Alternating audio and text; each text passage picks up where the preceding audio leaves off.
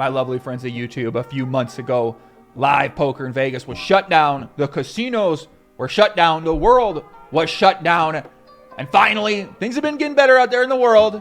And the live poker rooms in Vegas, only 4 of them actually, decided they were going to reopen. And me, being the gambler that I am, decided I would go down there, risk my life for the sake of the YouTube content, for the experience, to play in the first Potluck Omaha game ever post coronavirus reopening here in Las Vegas. I'm going to talk about that experience, talk about what's happening in Vegas poker world right now as well too. Pros and cons of playing. Should you play? Should you not play? Let's get into it, right? So listen, live poker reopened. People have been sending me pictures. They've been posting pictures on Twitter. I saw some guy playing in a bubble. He's playing like a plastic bubble around his body, or he's like trapped in a bubble. Imagine being 2 edibles deep in one of those bubbles playing live poker. You might think you went to the head of the fucking future or something like that, but so we got bubbles down there. We got plexiglass looking like you're in some sort of jail cell or something like that going on in other places. Like you're literally like you're in prison and you're trying to talk to the person through the plexiglass, but you can still handle the cards down there. And then people are asking, can't you transmit diseases through is the cards and chips? Like you're still touching those. Do the plexiglass matter? Here in Vegas though, they said, fuck that. We're not doing any of that stuff. So we got 4 casinos open right now. We got the Venetian Poker Room, which is on the Strip. Sheldon Ellison, you guys know, not necessarily a friend of the online poker community, but that room's always bumping. We had South Point and we had Orleans open up. Those are more of the regulars kind of go, a little older people. Orleans has the mixed games. I haven't really been there too much. I don't go there. I did go check it out. It was bumping. It was packed. I was excited. And also Golden Nugget, which is downtown. And a lot of these rooms are running short-handed. So I went down to the Venetian. I decided I was going to try it out, and it was 5-handed. And you guys know, if you're an experienced poker player who's played millions of hands of online poker at the 6-handed and below variety, like I have, this is like, it's like you get a bunch of players that don't know what they're doing, playing a lot of hands. You get to see more hands an hour. They're making some questionable decisions. It's a lot of fun. But really, I was just excited to get the hell out of the house. And now you might say, first day back, are you scared? Are you scared of catching the coronavirus? Are you scared of... at that point in time, I've done so much research. My mind is so coronavirus deep here in terms of what the mainstream theories are, what the alternative theories are, what the crazy theories are, there are all sorts of theories going on in my head right now and what's happening about this coronavirus, the new poker world order kind of taking place out there. But I a little nervous, but I said for the sake of the content, for the sake of the historical moment, to say I played in the first Potluck game, I would go down there. So we go down there, walking in the casino, and I'm a little nervous. I'm like, am I going to catch it? Is it going to come onto me now? Is it going to come onto my face? I don't know what's going to happen, but obviously you walk in the room, it's fine. Some people got masks on, some people didn't. So we walk down there. There's about 17 games running at the time. A lot of games, 5-handed poker's going on. Some people unmasked, some people not. I don't see any plexiglass. I don't see anyone in a fucking bubble or anything like that. Guys in a bubble. You imagine being in a bubble playing poker, or like a square, I'm not saying, why not? I'd try it, right? I would try playing in the square. I don't see why I wouldn't try playing in the square. But so I go down there. I walk over to my man Tommy at shout out Tommy, tournament director, or Venetian. Actually, I haven't talked to him very often, but seems to be running a good operation over there in the Venetian Poker Room. So put my name on the list. I say, can I get on the list? I want to play Potluck Omaha, but it's 5-handed, so I think I was like 4th on the list, and you can believe it, the line's not moving. People are excited. They're ready to play. They're not planning to go leave. So I say, give me the seat, whatever you got, and I go play some 2-card Potluck Omaha, 1-2 Nolan Hold'em. And now listen, I've been studying Potluck Omaha, playing a ton during the break here. I've been crushing online. I got some cool gameplay series coming up as well, too. Very excited. 5K challenge. Listen, I dominated these guys. I'm excited. I don't really show much gameplay. And I was like, I'm kind of a fucking idiot. Why don't I just show myself playing? Like, I'm good at poker. I love playing poker. I love learning poker. It's easy to study poker. Why am I always talking to other people playing and talking with people about their play? Why don't I just show more of my play? It seems kind of idiotic to not do that at this point in time. So I'm going to be posting some gameplay stuff out there. I've been getting after it. It's been a good time. But I play Hold'em, not 1-2 right, but I still try to take it seriously. I get real hard on myself if I don't make good decisions. When I don't know what to do in the hand and I can't see the solutions in my mind, I get tilted at myself. Fuck, you know what I mean? You should have studied more, prepared more, whatever. But I go there. I go to have a good time. I didn't want to be a fun player, and I went to go play. Let me tell you guys about this, right? One time I went to go I go on the Strip all the time. I'm always walking on the Vegas Strip. I'm always venturing around. Maybe you take an edible, maybe you take 2 edibles. Who knows what's going on in the Strip? You're drinking a coffee. Maybe you get some ice cream. Maybe you see random people around. You slap some hands. What up, though? Whatever. You You guys know when you see someone you slap, well, now we're elbowing and stuff like that. But I go around, I call them Vegas Strip adventures. I never know where I'm going to go. I never know who I'm going to see.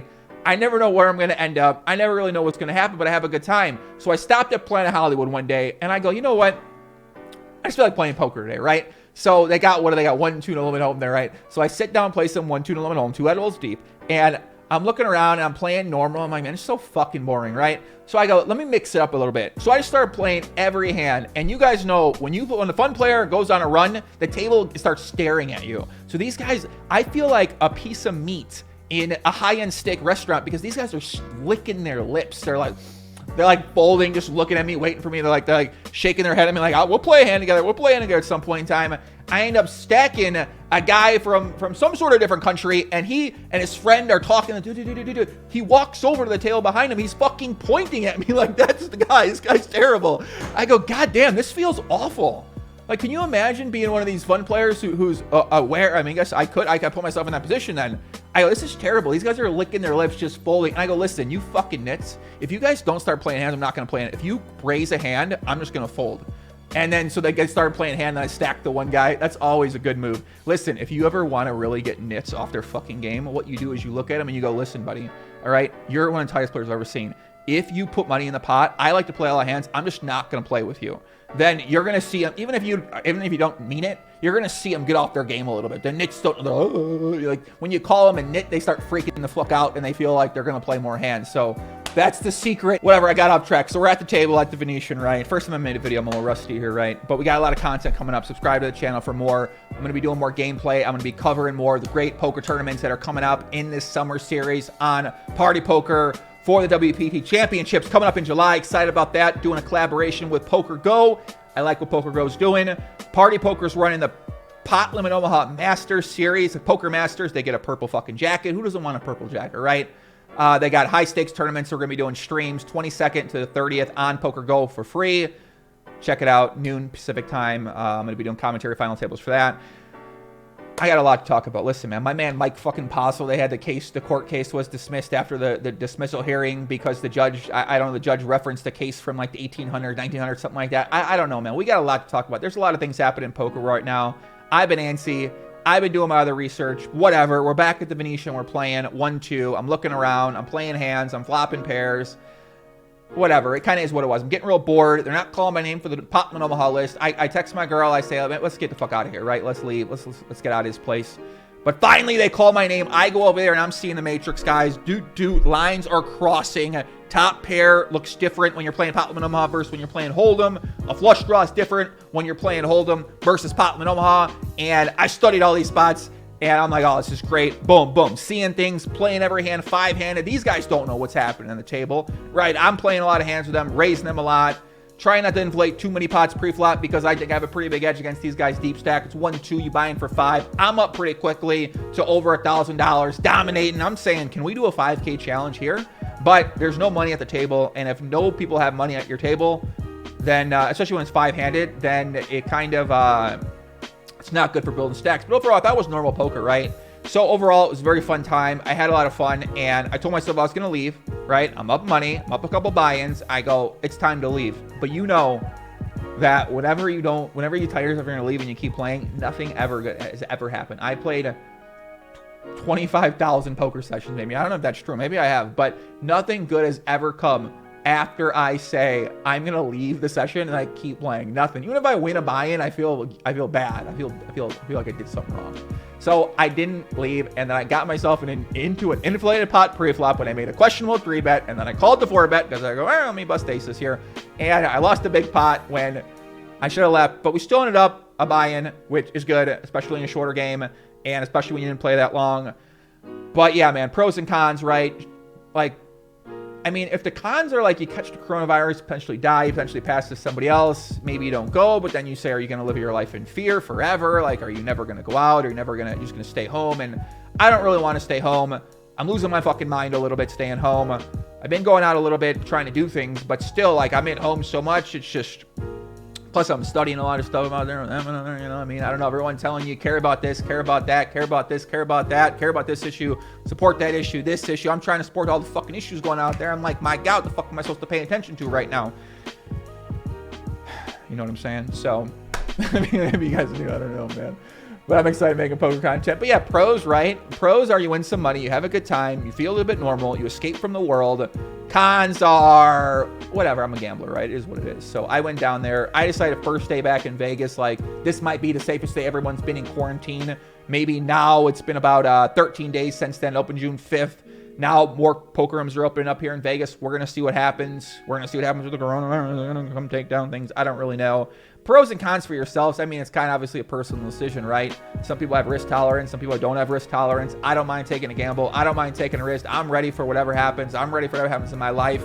I die today. I die today. It is what it is. I lived a great life. We accomplished a lot of things. I achieved my dreams in the world, making new dreams in the world. What's the new normal going to be? Where's the new poker world order taking us, right? Do I need to start an illegal home game operation in order to make a lot of money for myself? Like, you know, I don't know.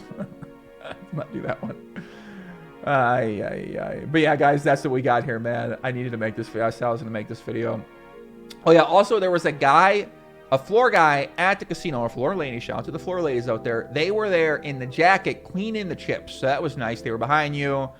I mean, these are the most, you guys know, poker chips are probably been touched by thousands of people. They're some of the most disgusting things in the world. Is that true? I don't even know. I actually don't think that's true. But they're kind of dirty. Unless you're at Commerce Casino, then they might not wash their chips for years. So they were cleaning them. Did it help? Who fucking knows, guys? I mean, it is what it is. So that's what we got. Videos on my channel. Subscribe for more. I appreciate y'all very much. I miss talking to people out there in the poker world. Talking poker. I love talking poker. It's a great thing. It's a great game. It's a beautiful game. It's never going to stop being a beautiful game. The great game of Omaha will continue to be the great game. That's what I got. Peace out.